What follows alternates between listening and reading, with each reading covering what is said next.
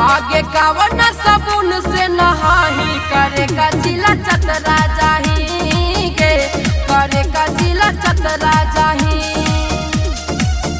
कब गया बोध गया बाजार में भेटाही करे का जिला चतरा जाही गे करे का जिला चतरा जाही चतरा जाही। मेरे दिन से आगे दिन से करे थी आही पाही करे का जिला चतरा जाही गे करे का जिला चतरा जाही।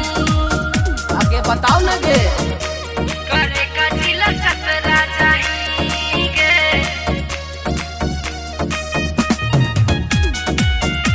करे का जिला चतरा जाही गे। डोभी छटकल हकम लटकल हकम कि तोरे ओढ़नी में सरघाटी भटकल है गे अटकल हकम कि ताल तोर मोरनी में गे। डोभी छटकल हकम लटकल हकम कि तोरे ओढ़नी में सरघाटी भटकल है गे अटकल हकम कि चाल तोर मोरनी में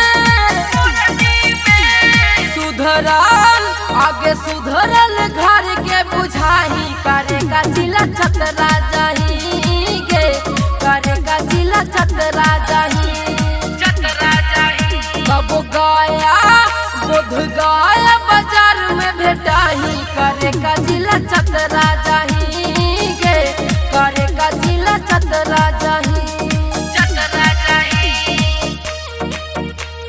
चतरा जाही।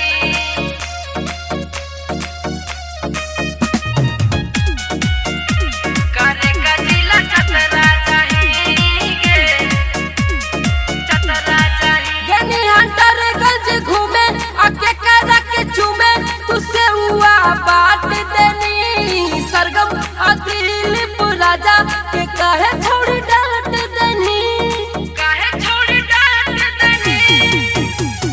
सुन गनी हंटर गंज घूमे आके करा के चूमे तुसे हुआ बात देनी सरगम अदिल राजा के कहे छोड़ी डांट देनी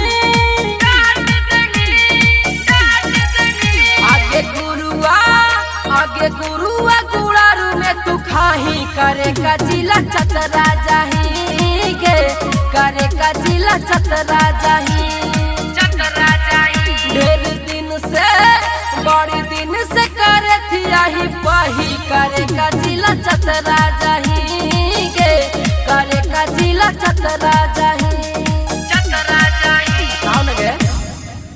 Recording by Sargama Studio, Bodh Gaya।